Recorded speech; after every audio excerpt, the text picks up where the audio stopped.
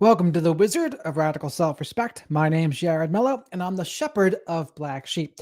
Today, I'm going to recap a little bit of my interview with Dr. W. Keith Campbell. It caused a little bit of a stir with certain people, the expected kind of people with that kind of interview. But first things first, just because I have someone as a guest on the show does not mean I disagree or agree with everything they say. I've disagreed with things that Christian has said. I've disagreed with things that Dr. Keith Campbell has said as well.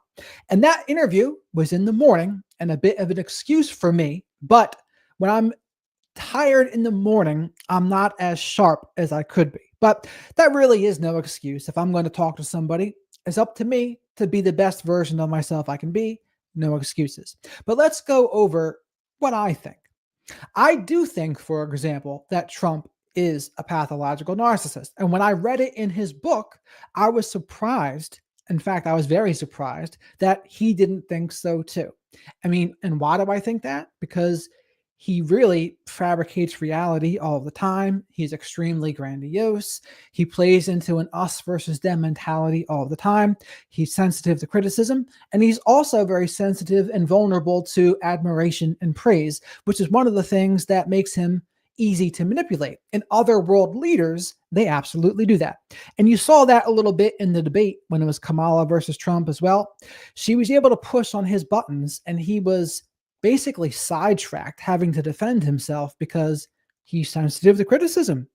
But he's also susceptible to flattery and praise as well. So I do think he is absolutely a narcissist. But with that being said, I do think, like Dr. Campbell said, there's been many US presidents that are also narcissists. Perhaps Trump is more severe than most of them.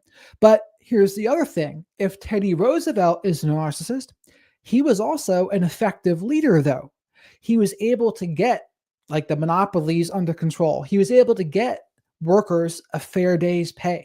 That's things that were not in existence before him. FDR, he's another one. He was a very effective progressive leader. Now, if you are a Republican, you probably hate FDR.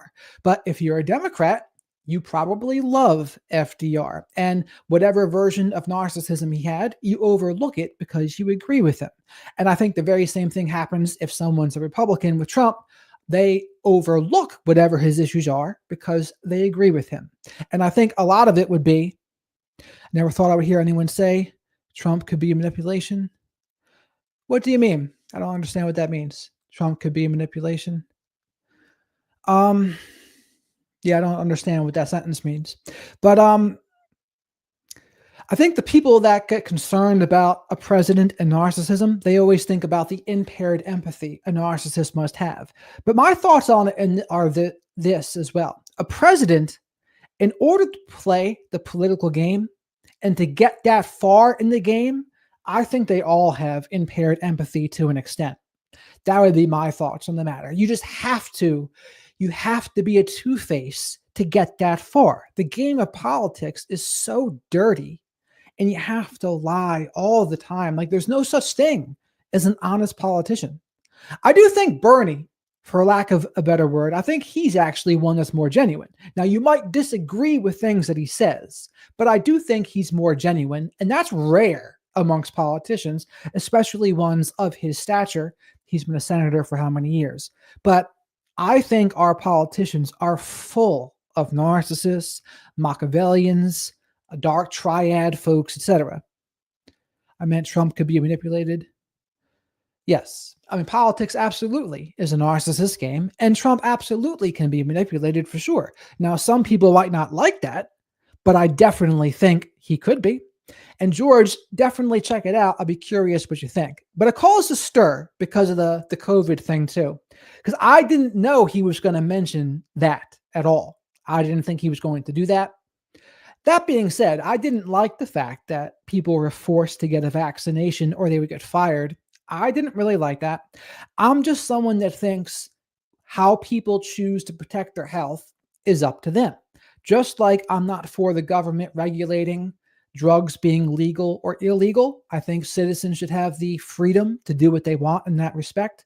I think people should have the freedom to help themselves in their health as they want to. Now, that being said, I totally understand why there were lockdowns and things in the beginning. Like, you don't know what's going on with it, and you want to be safe because if it's absolutely horrific, you don't want some sort of catastrophe. So I get that part. I just didn't like the being forced to get vaccinated part. I didn't like that. And here's the thing, I'm a moderate person. And as a moderate person, I get Republicans who are mad at me, and I get Democrats who are mad at me because I truly am a moderate. But when you're a moderate, it's just a matter of time before you make everyone mad. And that's just, it is what it is. But definitely, George, check it out. I think you would like it for the very most part. But the other aspect of it is, like, I'm surprised. I'm surprised that Dr. Campbell doesn't think that. And here's the reason, though, I think some people say he's not a narcissist. It's because of the DSM. The DSM, in order to be diagnosed with NPD, you need significant impairment in your work or your social relationships or your life, and you need to meet 5 of the 9 traits of narcissism. But like I mentioned in that short today, I think what is more important is, do you have a narcissistic operating system?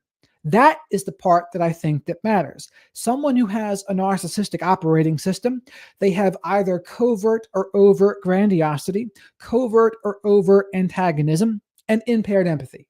Now, someone who has a narcissistic operating system, they might not meet 5 of the 9 criteria for NPD, but that doesn't mean they don't have a narcissistic operating system. That's why I think that is more important, because all it takes is to have a narcissistic operating system to cause a lot of harm and to be abusive. So I don't think that metric of NPD is even the right metric to be going by. Not to mention, most people aren't getting diagnosed anyway. They're not even getting put in the position to be diagnosed, for one. For two, even if they were put in the position to be diagnosed, they may have the narcissistic operating system, but maybe they don't meet 5 of the 9 traits, or maybe they don't have significant enough impairment in their relationships, work, or life. And then they slip through the cracks. But they absolutely do cause a lot of harm, and they absolutely are abusive, and they have that narcissistic operating system.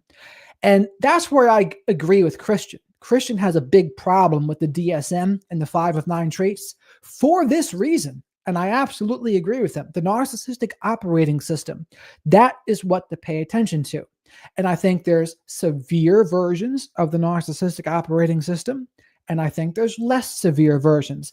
But to me, that is what we should be paying attention to, not the percentage of how many people have NPD. That doesn't even matter. It doesn't even matter, because there's a lot of people that don't meet that threshold that are still causing a lot of harm. Put it like that. So when people try to dismiss you and say NPD is so rare, 0.5%, 1%, 2%, blah, blah, blah. And notice Dr. Keith Campbell said that, right? He did say that. But here's the other thing. He doesn't even think Trump is a pathological narcissist. So take that for what it's worth too. He doesn't think he is, and he'll also say it's 0.5 to 2%. So that gives you an idea of why that number is maybe lower than it should be. But again, that number, the percentage of NPD, does not matter. The narcissistic operating system matters. And people who try to point to that diagnosis of NPD, they're really just trying to make it seem like the people like me who talk about it are being ridiculous, or we're just blowing things out of proportion. Or some people will say, oh, you're just lying. It's like, no, that's not what's going on here. We're spreading the awareness of the narcissistic operating system. And honestly, I think the DSM and some of the clinical world, they're behind on this, honestly. And maybe that's an arrogant thing for me to say, but I do think they are, because I think there's a reason why the people like me on the internet have been able to help so many people, more so than many therapists. There's a reason for that. The reason for that is the therapists, they're not equipped a lot of times to deal with this. And some of it is they're hamstrung by their rules, but also I don't think they know as much about it a lot of times either. It's freaking wild. But Nocturne says, how likely is it that people with both autism and CPTSD can have narcissistic traits? I mean, it's possible. Now, how likely? I mean, consider autism and CPTSD. I think that person would probably be more likely to look like they did because maybe it's narcissistic fleas. Maybe they had a narcissistic parent, or maybe they're even comorbid with narcissism. All of those are a possibility. US moderates, centrists do piss. Yes, I do piss off a lot of people, Nocturne, because I do have a little bit of, what's the word? What's the heck's the word for it? Contrarian. I'm a little bit of a contrarian. So when I talk to Republicans, I sound like a Democrat. If I start talking to a lot of Democrats, I might start sounding like a Republican. So, and here's the thing, when I have guests on the show, I feel like it's not always appropriate for me to turn it into a debate, especially if, because someone like Dr. Keith Campbell, he's a fairly popular guest. I mean, he's been on Rogan, Chris Williamson, Jordan Peterson, and they will only have a limited amount of time. I don't always want to be just debating them on every point. But in that interview, there were things I definitely could have disagreed with him on. And there's, especially considering how people perceived it, yeah, I would have made my thoughts more clear about the COVID thing, etc., and what I thought. So that's on me, though. That part's on me. Freebird says, those type of people will never understand narcissism. Oh, welcome, Freebird. I totally agree. I mean, I think there's a threshold where if someone didn't have a narcissistic parent or a romantic relationship or a close friendship with one, it's going to be really difficult for them to get it. Trump has all of the traits of an overt narc. Absolutely. Absolutely. Most therapists are living in bubbles. Absolutely. We like to, I'm trying. So next Nocturne, what I'm going to do, I'm going to try to invite the guy that wrote the Cult of Trump book on to balance out the scales, because I'm willing to talk to anybody. I'll talk to anybody. But with certain guests, it's just harder to push back because of their personalities. It's like they don't give you the space. Even with Christian, like, because Christian goes, so I'm not always able to get my thoughts in there. So maybe I need to be more assertive sometimes. Play devil's advocate. Hoorah, Phil Bradley, who is neither late nor early, just on time. So what else did I think about that interview? Also, and that's the other issue I have with the narcissism, grandiose versus vulnerable. That vulnerable diagnosis, I'm not even sure how I feel about that. I think it might very well be more borderline personality disorder.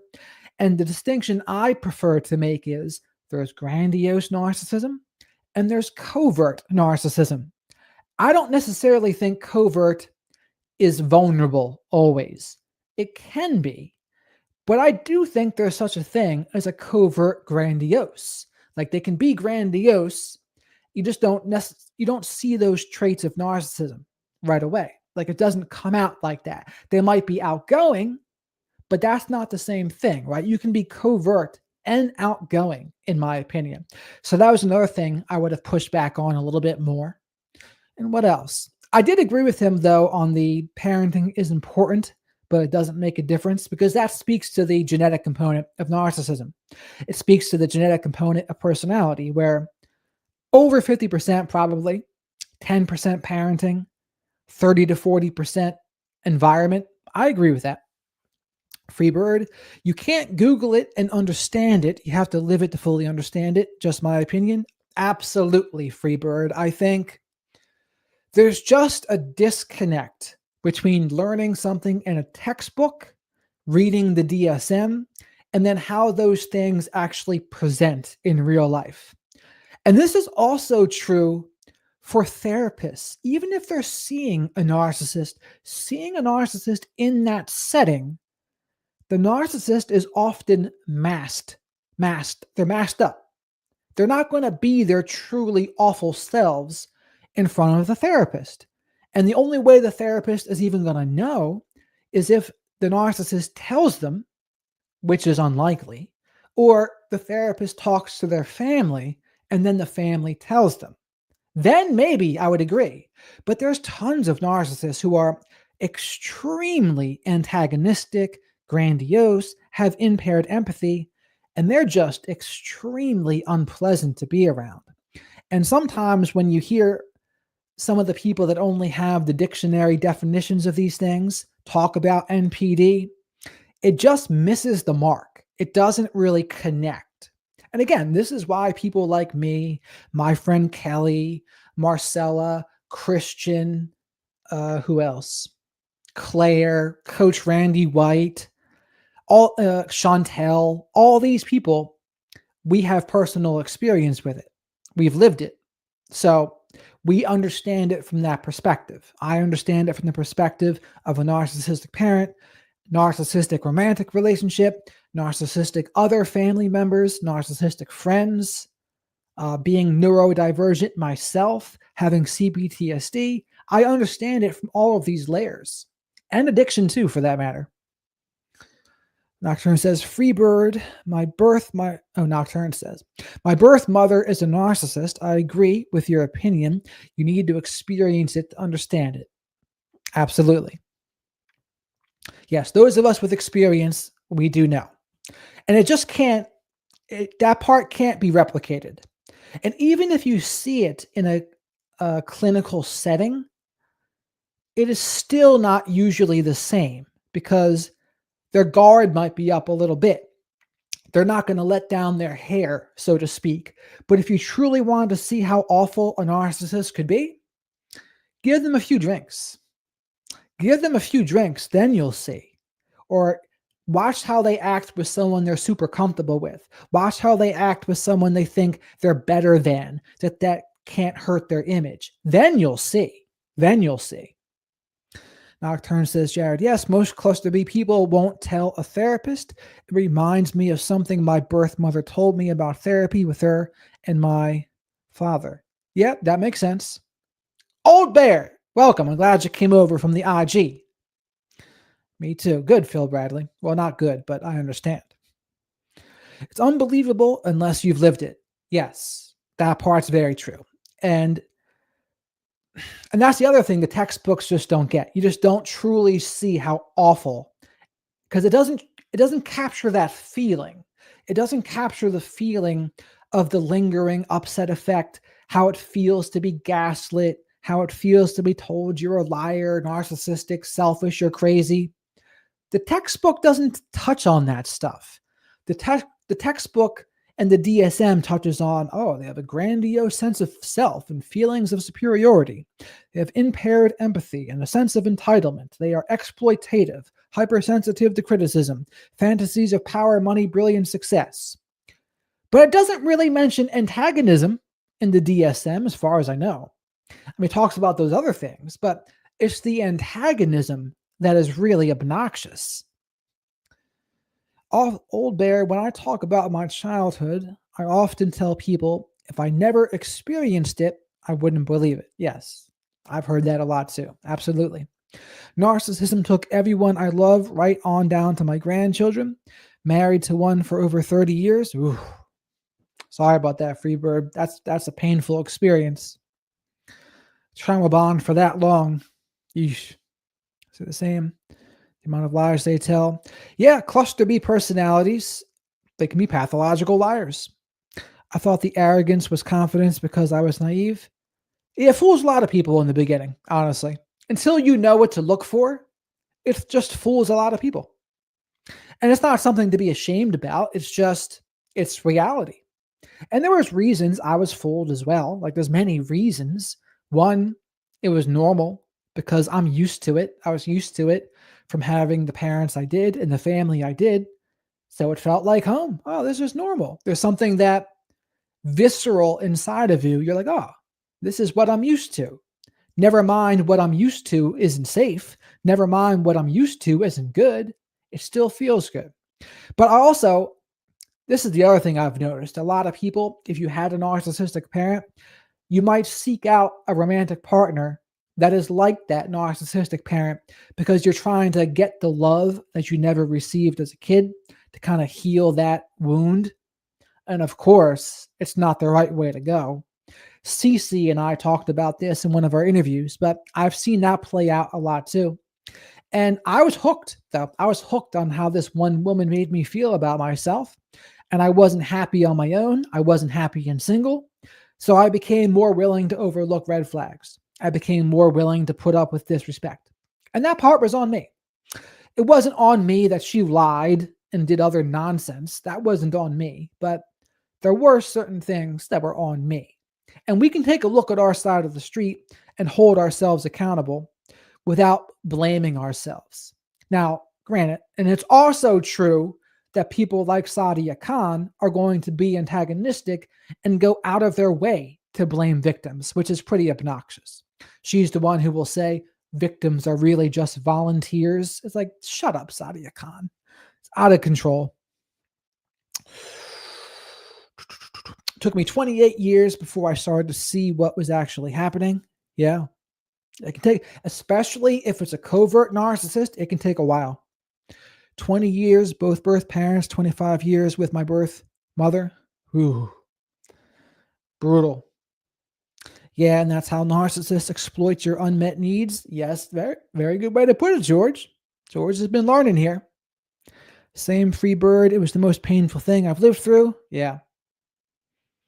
But here's the thing, maybe a silver lining, which I hesitate to say silver lining, but if you want to see the silver lining, like the calm sea never made a skilled sailor. So if we can make it through this, we can make it out super strong.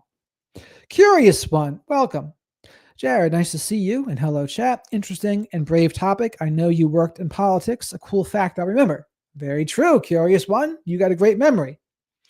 And I did. I've talked to tens of thousands of people in the political sphere in Pennsylvania. And I've talked to all sorts of Republicans and Democrats. And yeah, I do think Trump is a narcissist for sure. And that being said, I think there's been many US presidents that are narcissists.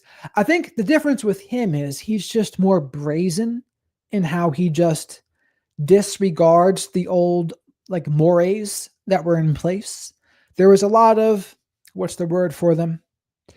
There was a lot of unwritten rules that people abided by, and now they're not really being abided by anymore.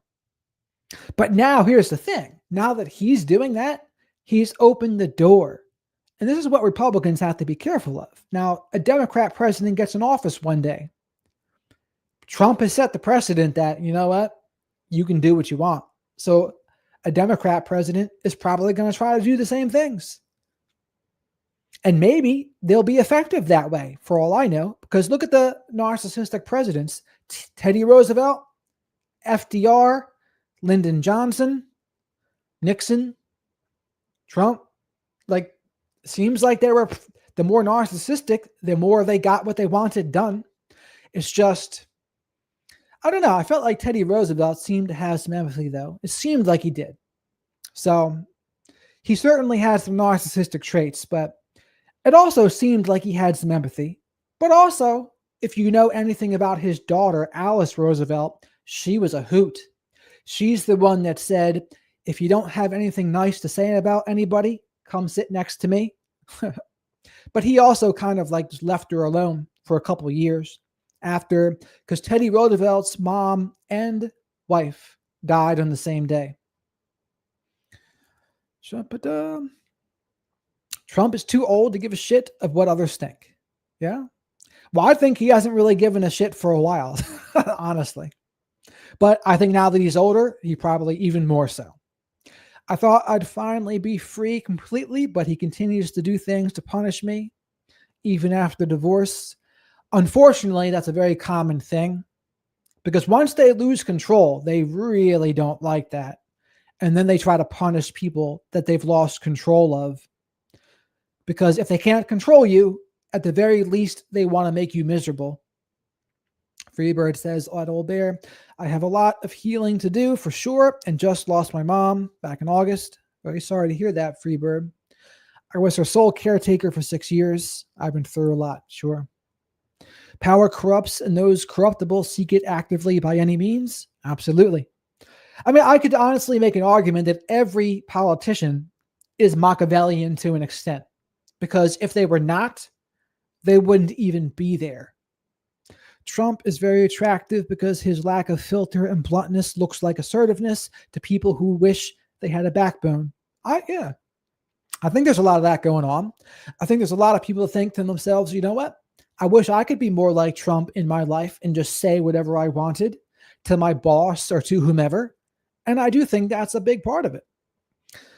I feel that free bird, and I know it's not much help, but it does slowly get better day by day. Yes. Yes, it does. As long as our actions are congruent, it does. I'll be blocking mine from every aspect of my life. Very smart move. Jill, welcome to the chat. Politics and the whole left versus right is a psyop, keeps us divided and not united. I 100% agree with that, Jill. I think Republicans and Democrats are just two wings of the same bird. And I think there's a version of a cult on both sides. I've always thought that. The issue is most people can only see one of them. That's what I've noticed. But I can see both of them. They're different versions of it. They're not the same, but I think they're both cults in a way. I am still very much in the healing stage, and it's a roller coaster. Absolutely. We have to feel it to heal it, old bear. And whatever you're feeling, it's the right thing to feel. Exactly, Jill. Exactly. Old bear, my birth father punished me in his death by leaving his estate to his sister, despite me being autistic and being dependent on Social Security. Ugh, that's hideous. Hideous, but not surprising, I would say. And why would he punish you? Just because you a scapegoat as well? Probably. Scapegoat or black sheep or something like that. And you didn't live up to the ideal that he wanted you to live up to, probably. Because a lot of narcissistic parents, they have this ideal they want their kids to live up to.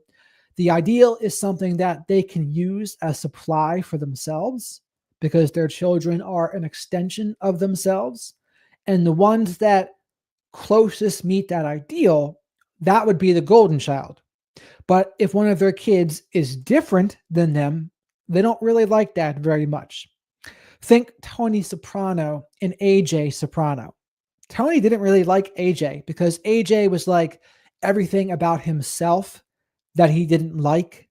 And there it was on AJ. And so then he would compound it and scapegoat him more. But that's where the genetic component comes in too, because regardless of what Tony would have done, AJ probably would have still been like that. And Meadow still would have been what she was like too, regardless of how they were parented. I believe he could have been a sociopath. He was cold and calculating, and he harmed animals. Ooh, that's no good. The harming animals is a big one. It's a big red flag. Now, Teddy Roosevelt, he was an avid hunter, which was surprising because he really loved nature.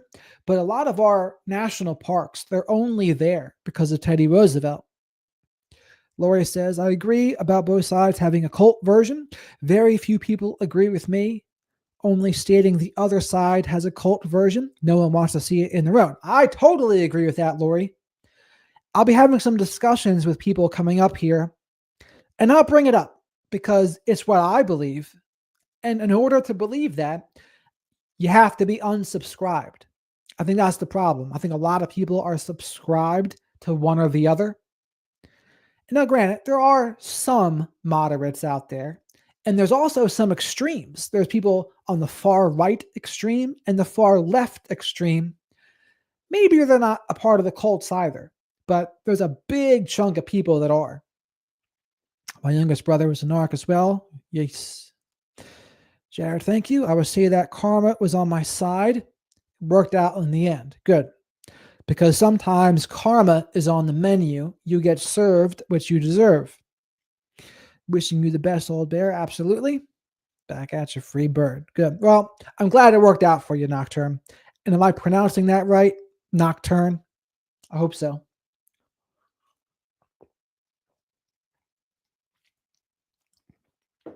Yeah, but between Dr. Campbell saying he didn't think Trump's a clinical narcissist and what he said about the COVID flu in the beginning, it set people off on the wrong foot. I kind of wish he didn't mention it because it tainted how people saw the rest of it, which was not my intention for that to happen.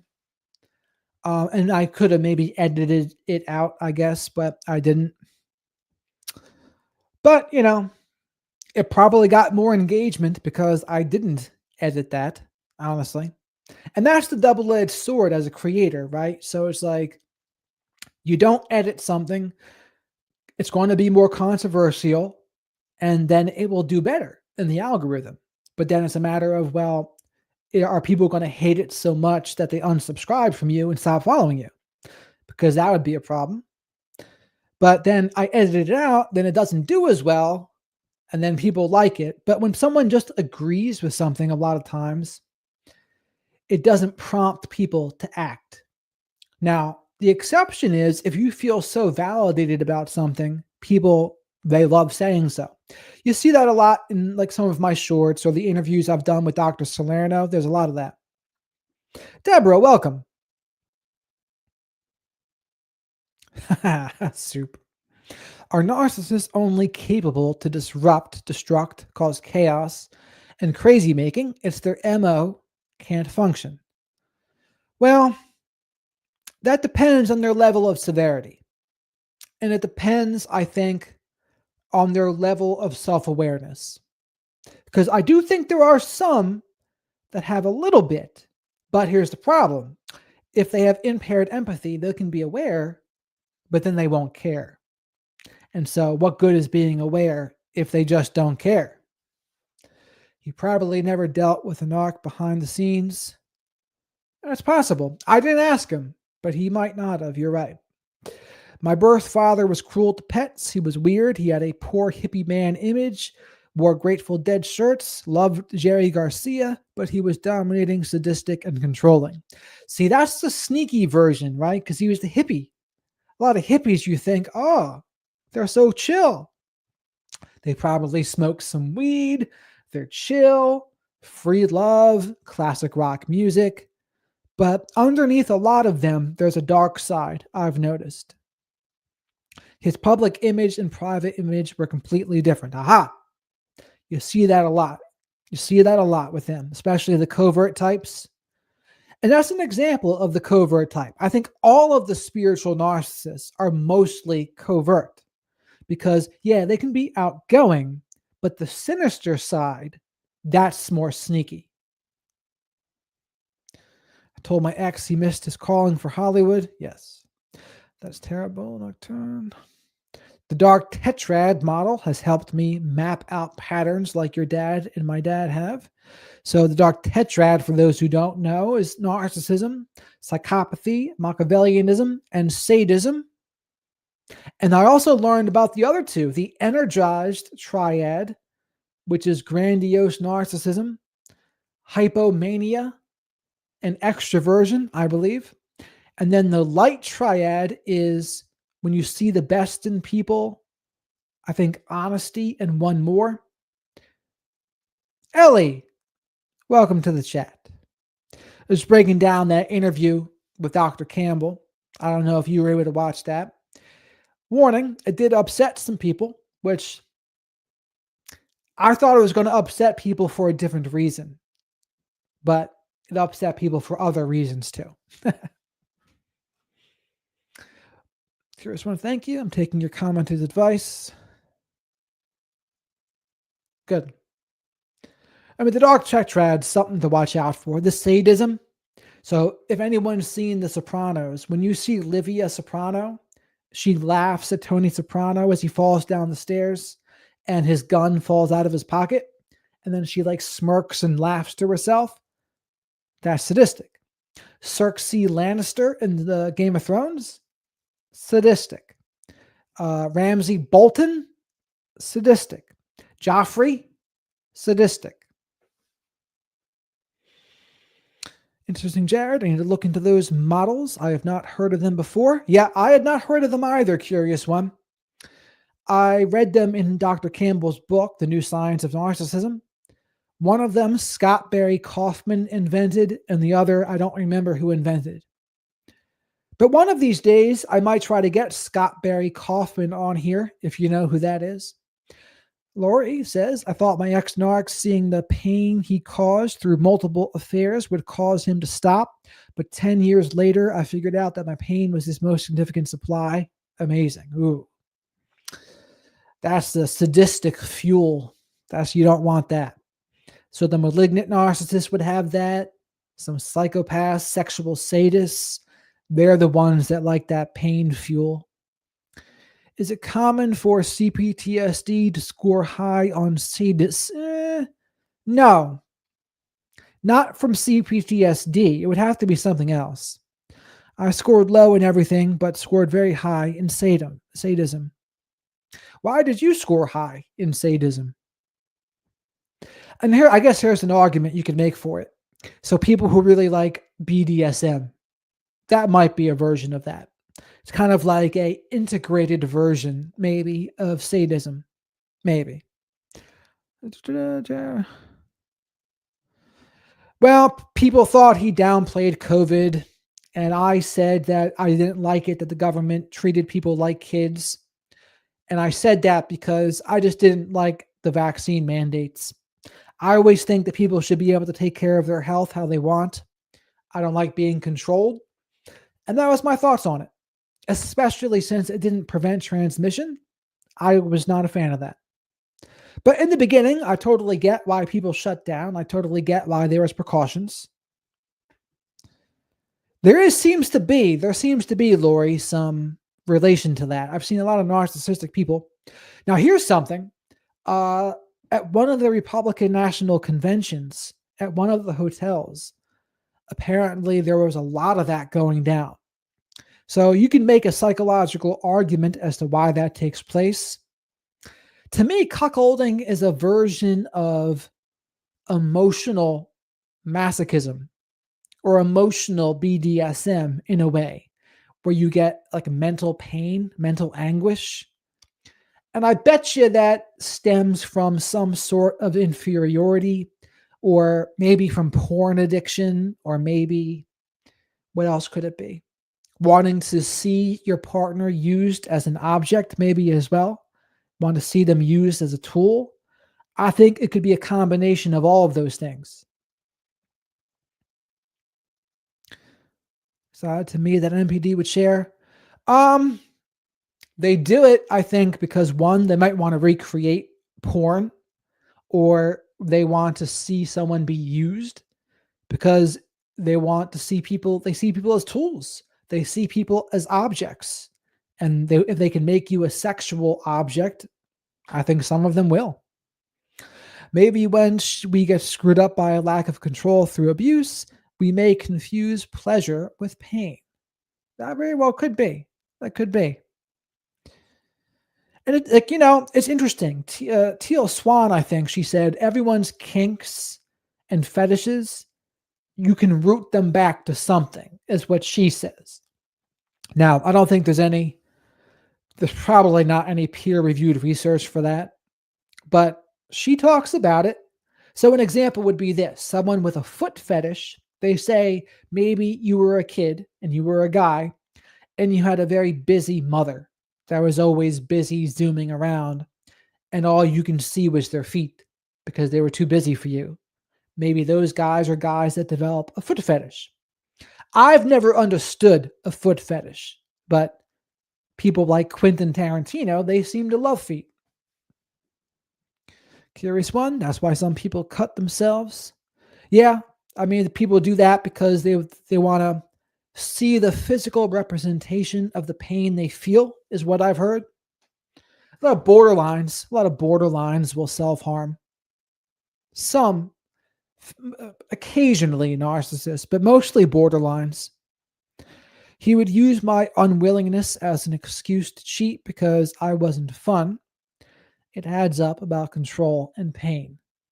Yeah, well, he might have used anything as an excuse to cheat. So don't blame yourself for that. I would be careful with Teal Swan. Many people have complained about her being a cult leader. Now, I think she's got a couple things going on. As far as personal life, Teal Swan, I've seen her in some of those documentaries, and I didn't really like how she was treating people. She seems to have a little bit of a cluster B action in there. But that being said, I do separate the message from the messenger, and I don't think everything she says is wrong. But that being said, if you're having a personal relationship with her, I'd exercise extreme caution because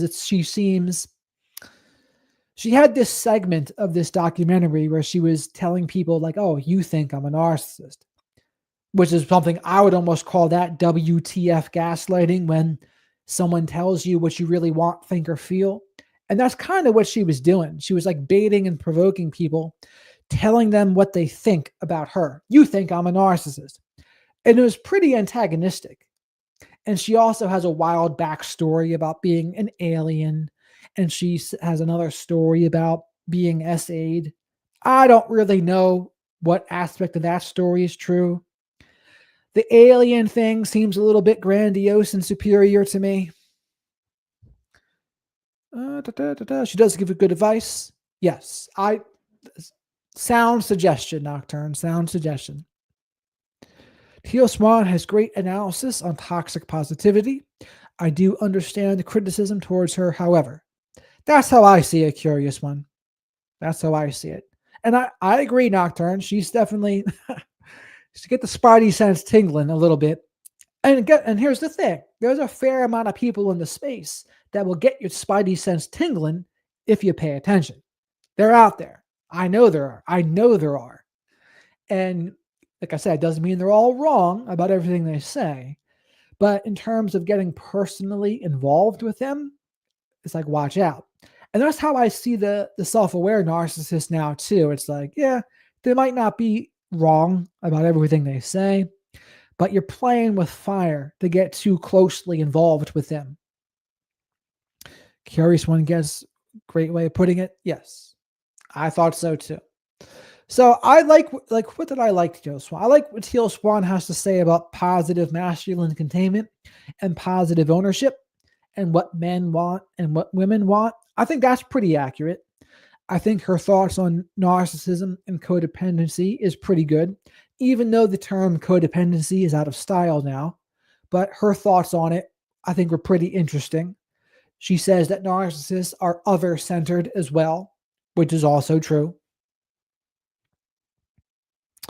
Well, you're in luck, Nocturne, because I already have interviewed Cluster B Milkshake. A couple years ago now, probably.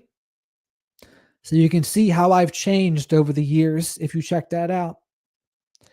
She would, yeah, a couple years ago now, probably it was. It was around the time I interviewed HG Tudor the first time. Then I interviewed the Nameless Narcissist. They're back there. They're back there in the catalog. Maybe I should talk about them more, but they're there. And that interview is before I started numbering them. I didn't number them then, but I've started 80 interviews ago, numbering them, but I don't. But there is several that I didn't number. So, Cluster B Milkshake. I mean, we got along. We got along well. We don't talk anymore.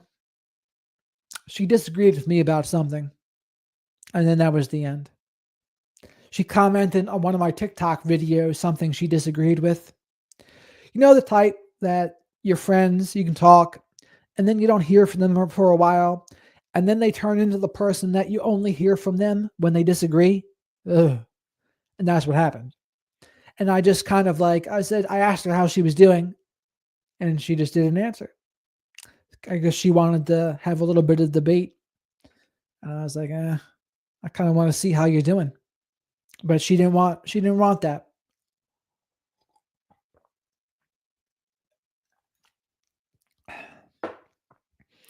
But since then, I've got nothing too much to say about her.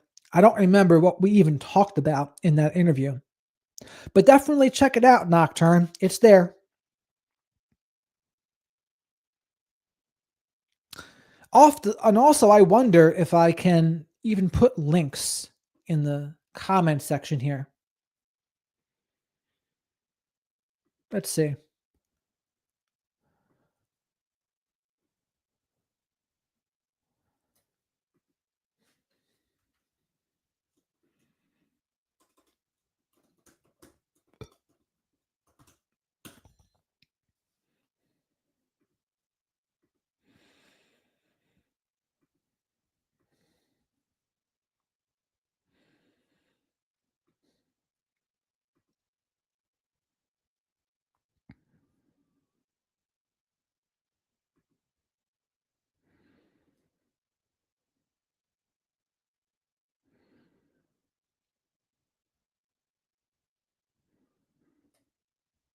Just finding the interview here real quick. I'll see if I can post it into the chat.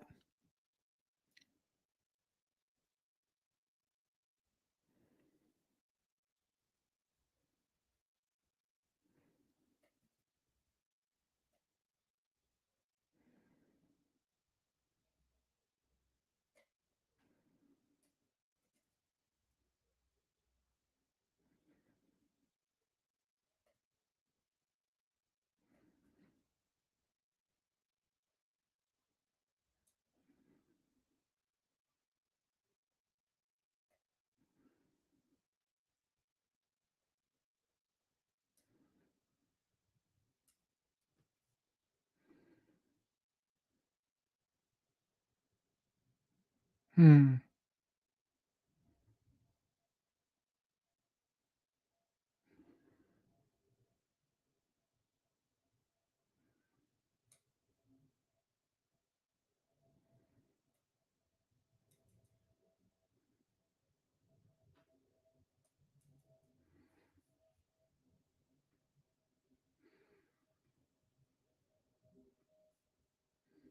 All right, I found it.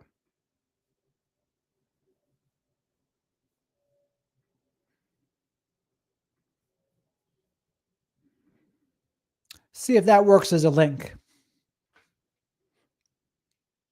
Mm-mm. Or what you can do is maybe copy and paste that.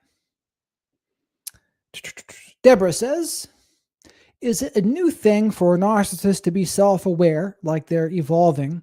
The ones I know have zero self awareness and mimic others' personalities. Yet more seem to be unaware, Deborah, I will say. Most of them, they just play the game. And my friend was telling me about what one was doing tonight. She had said, basically, my friend was upset about something very legitimately. And then this person blamed her reaction and said, no, your reaction's the problem. And then she did a power play. I got to stay away from you guys because you guys are just not good for me right now. Flipping the script, playing a little bit of Darvo, out of control. Jared, what are your thoughts on Richard Kalinsky and the Iceman? I don't know who that is. I know the Iceman Chuck Liddell from the UFC. Very good, Deborah. I'm glad you're finding it helpful. And welcome. There's lots of black sheep in chat here. That's why I consider myself the shepherd of black sheep. Or this one guy, Khalid or Hassini, said the warden of the downtrodden flock. I prefer shepherd of black sheep, though, but that's just me. If you have any questions, Deborah, definitely let me know. But that was, I wanted to make sure I went over that interview with Dr. Campbell there. With most of these interviews, I do want to do a follow up just to go over my thoughts because, again, just because you hear them say something on my show doesn't mean I agree with everything they say, because I definitely don't always. And it's not always possible for me to interject on every disagreement. Ideally, maybe I could. And ideally, maybe it would make for more entertaining viewership too sometimes. But it just depends. Yeah. We have fun over here, George. Laid back. We're like Snoop Dogg, laid back with our mind on our money and our money on our mind. What's not to love? Richard Kalinsky was a mob boss, hitman, and serial killer who was born in the 1930s, I believe. Interesting. I'll have to check him out then. I did read Iceberg Slim's autobiography. He was a pimp.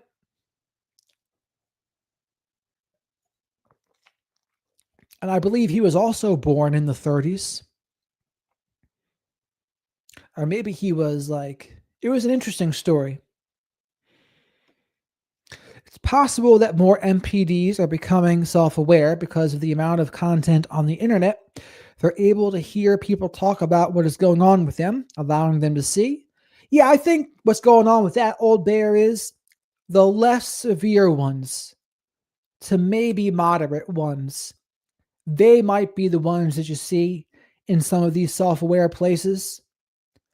But the moderate to more severe ones, They have no interest. They're in total either denial of it, or they're aware and they just don't care. And the worst ones, that's what they do. They are so sure of themselves and they're just so obnoxious. Like, here's another example, a great example that kind of coincides with this interview here. There was a guy who was giving me a hard time on one of my shorts the other day. Because if you Google the percentage of NPD, there's multiple places that say it's 1 to 6%. Well, this guy was saying to me, no, it's 0.5 to 1%. You're lying. It's like, no, I'm not lying.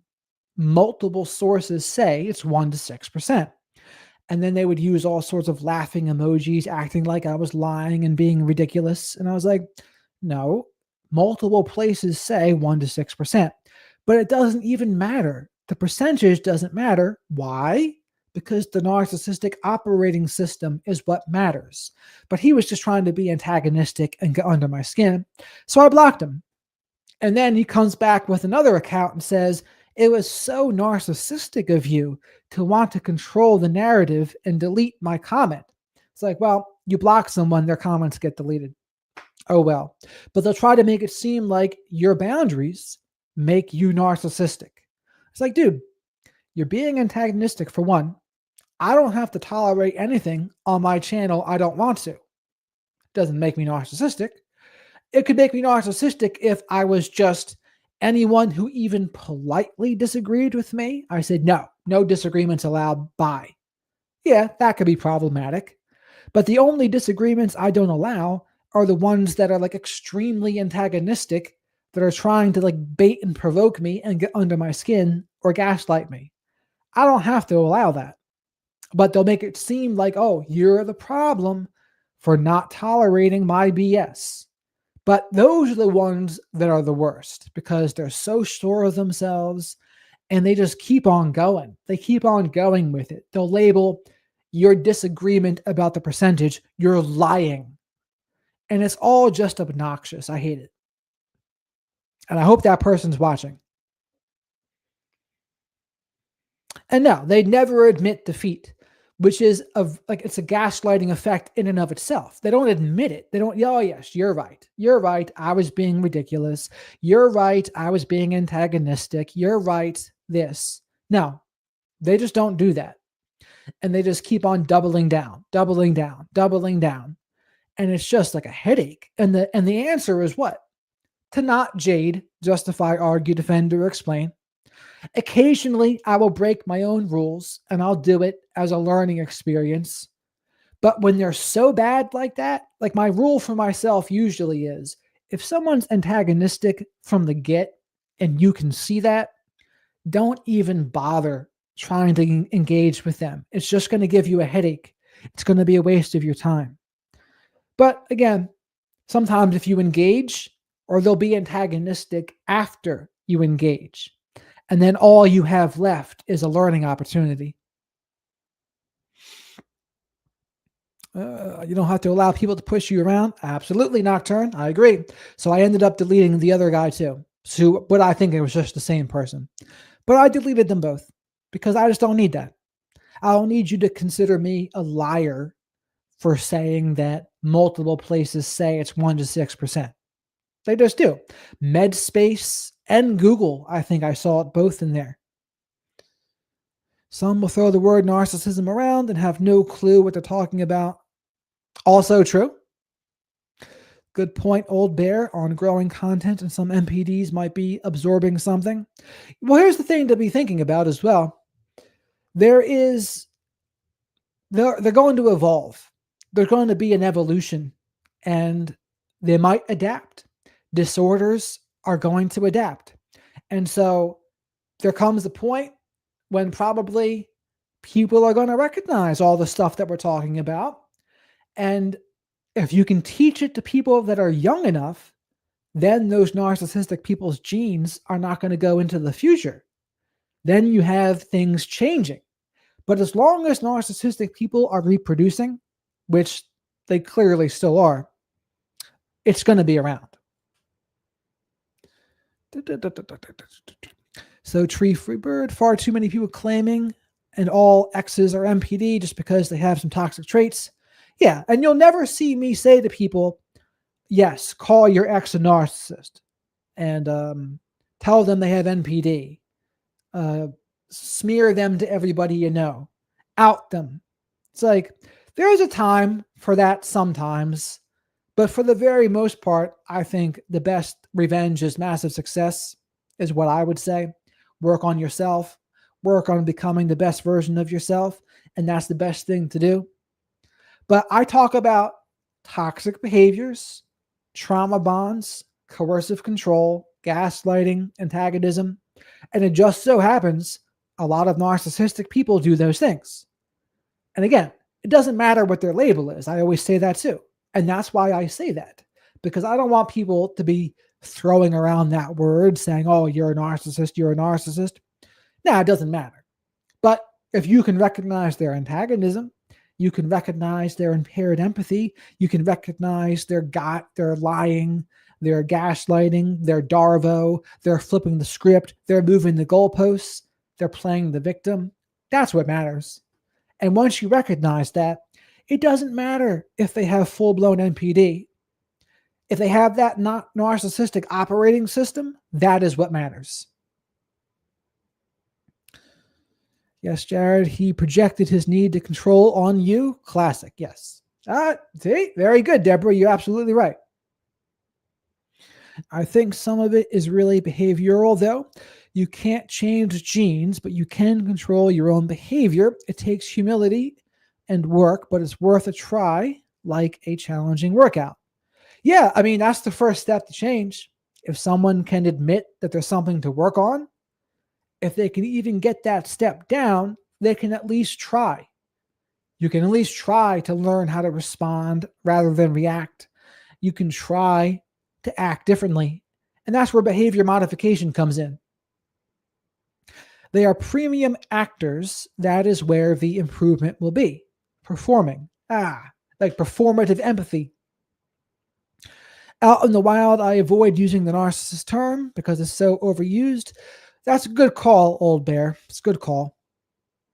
Jared, do you think there's a difference between a narcissist person and an actual narcissist like H.G. Tudor does? Well, I think H.G. Tudor, like me, believes in the spectrum of narcissism. He calls it something different, right? He calls himself the ultra, and then he's got the less severe, greater, lesser, whatever the hell he says.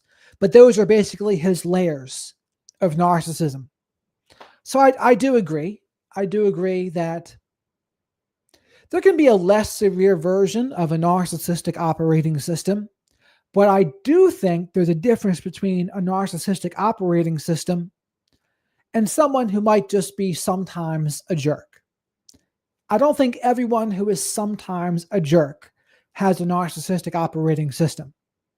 Just like everyone who has a narcissistic operating system might not qualify for full-blown NPD, but that doesn't mean they're any less of a problem because NPD is not the bar.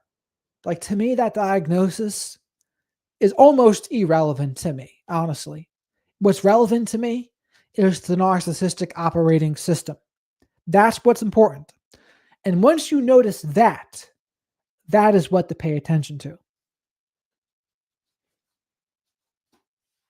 Narcissistic versus narcissist. Yeah, I mean, there's a difference though, right? So people who have, some people can be a little bit of a jerk.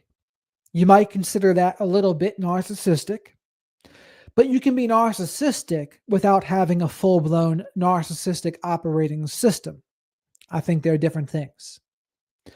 Narcissistic operating system, that's the one to watch out for. That's the one that's going to have the concern about image, accountability, sensitivity, dysphoria, pathological truth avoidance, the grandiosity, the antagonism, the impaired empathy, exploitative. Yeah, that's the narcissistic operating system. Someone who's a jerk, maybe even a diagnosed asshole, not quite as bad as somebody with a narcissistic operating system, but they can still cause some harm. Unfortunately, I've been through the school of hard knocks in narcissistic abuse, probably have my grad degree, working on my doctorate, and getting out. That's the most important part, Deborah, getting out. And I definitely believe it. You've probably learned a lot from the school of hard knocks. It's one of the best schools for learning, unfortunately. It doesn't matter what their diagnosis is, unhealthy behavior is enough information for a decision. Amen. I totally agree. Jerkism can be a defense mechanism. It's a maladaptive behavioral response. Narcissists or not, we can all be that person now or then. Patterns in history matter and bear examination. Yeah, I agree with that too. Anyone can have shortcomings and defects, because if they didn't, they would be a perfect person. So there is no perfect person, and which means there should be sometimes a little bit of grace. Now, we don't talk about that much here because most people have already given too much grace when the other person didn't deserve it. So we don't mention it for that reason. But in terms of other people, though, say the people that don't have a narcissistic operating system, yeah, they deserve a little bit of grace, and there's nothing wrong with that. But if they continue to burn you, yeah, then it's time to do something different. Behaving like a jerk is not the same as a full-blown narc system. Yes, correct, Ellie, correct. PhD in physics, like Sammy Boy Vaknin, has to be traits that are chronic and persistent. Yes, correct. I think the important thing about recognizing that it might be actual MPD is the need to let go of hope. Yeah, I mean, that is the benefit of going the full-blown route. I could also argue just the narcissistic operating system is enough. If it's a moderate to severe operating system, that's probably enough too. A less severe one, that's borderline. Because even a less severe one can drive you insane if they truly have a narcissistic operating system. Because if you have that operating system, it's just a matter of time before they're going to do things that drive you up the wall. They just will. You can try to learn how to get better at handling it, but in a romantic relationship, I wouldn't even recommend that. Sometimes it's unavoidable in work and family. And in those cases, you can do what you think is best for you. All right, Nocturne. I appreciate your input here, and I think the rest of the chat does as well. So you have a great rest of your night. Truth, too much grace equals codependency and enabling, which helps nobody. Yes, that's the problem with having a big heart sometimes. If you try to give people the benefit of the doubt, or you think, well, I would want people to do this for me, so I'm going to do it for them, that just gets you taken advantage of with some people. Not everybody, but some people. The predatory type people.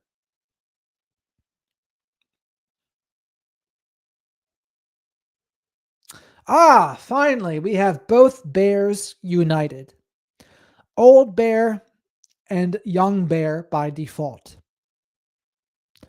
And does young bear have Davy Jones in his image there, or her image, I should say? It looks like a Davy Jones, but it might not be. I can't see it. I can't tell. But it's always a festivus miracle when we have an old bear and a bear in the chat. Festivus miracle. Beautiful. Love to see it. Definitely love to see it. But what else do I have going on for you all this week? Marcella from Beyond the Bruise. This is supposed to happen several times, but this Friday, she's supposed to come down again. But I'm going to confirm it tomorrow. So we'll make sure. And we might talk about some dating stuff and who knows what else. And then it's about time I probably reach out to CC again. And I also have a special thing coming up with Dr. Salerno. I'm not going to mention exactly what it is until it's set in stone. but I'm pretty sure you're all going to like it. Diane, welcome. Who do you think? They're Yogi Bear? Don't feed the bears. They're going to steal your picnic basket. Jared be speaking truth. So glad I caught this live in the chat room. Very glad you found it, curious one. I think the thumbnail of this one caught more people's attention, which is good. Because I didn't even think about it, but I didn't even say to Dr. Campbell that I think I implied it when I said I was very surprised that he didn't think Trump's a clinical narcissist, but I didn't go outright and say it to him. Yogi Bear. And Mike Ditka and Saturday Night Live. The Bears. Of course, Bear is a proper lady. Yes, I did say. But the bears are women. I do know that. I definitely know that. So, what else do I have? I'll be a guest on Mark Vicente's show, November the 12th, I believe. Then I'm going to have him on the show too, probably at some point. What else? I think those are the announcements for now. But you're going to like the thing with Dr. Salerno. I'm pretty sure about that. Got to watch out for mama bears. I like mama bears. Carol, welcome. Trump is not your run-of-the-mill narcissist. He's a megalomaniac. I would agree. I mean, he's, to me, he's severely narcissistic. Absolutely. But some people, like I said, that when they agree with him, I think they overlook it. Just like if, say Trump was a Democrat and he was doing things that Democrats would like, it'd be very interesting to see what people would say then. I think now, though, that Trump's already been there, I think even Democrats would say, well, they had it, Republicans had it, so now we want to get done what we want to get done. So whatever. And so that's the thing, though. Now the door's open to that. So now the Republicans, but they still do it, though. They still are able, they criticize Bernie and Biden and Obama. And that part's going to continue forever, and vice versa, too. Politics are full of dark triad, dark tetrad, cluster B. Oh my. So it's just wild. Like the Machiavellians, narcissists, probably some psychopaths in there. Holy mackerel. Well, Bear, my icon is a ghost reading a book on the dead. Is it? I'd like to zoom in on that. From far away, it looks like Davy Jones from Pirates of the Caribbean. I like Davy Jones. He's one of my favorite bad guys. I like a good villain. From Darth Vader to Davy Jones to Saruman in Lord of the Rings, the Balrog. I always like a good villain. Or the guy from No Country for Old Men. Or Daniel Day-Lewis in, what the hell's the other one? There Will Be Blood. I'm a fan of a good villain. Yeah, there was definitely some No King stuff going on. And then Trump did his AI video of taking a dump on everybody. Only in 2025, I'll tell you. Directions for the afterlife. Well, Davy Jones would say, life is cruel. Why should the afterlife be any different?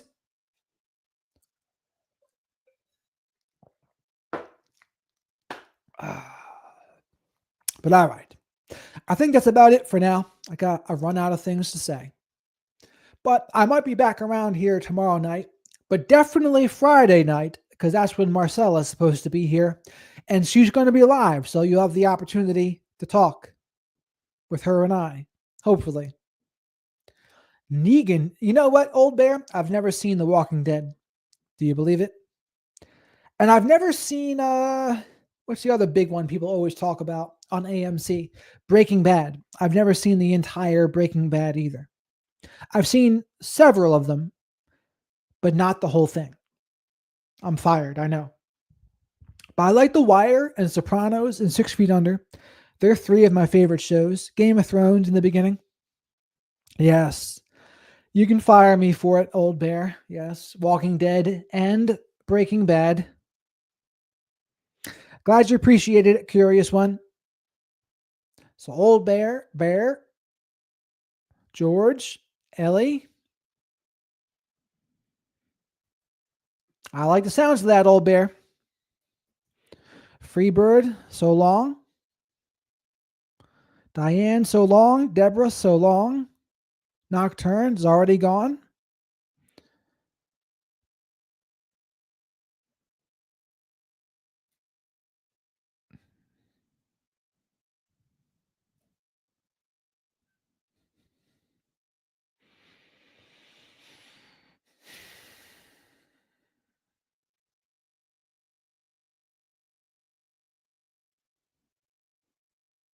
Good night, George.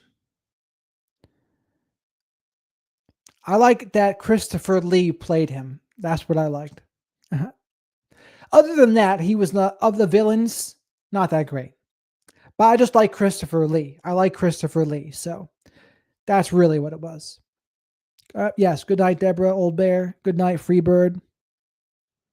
Stay blessed as well. Stay blessed. Yeah, we'll talk more about Saruman soon, Ellie. So long.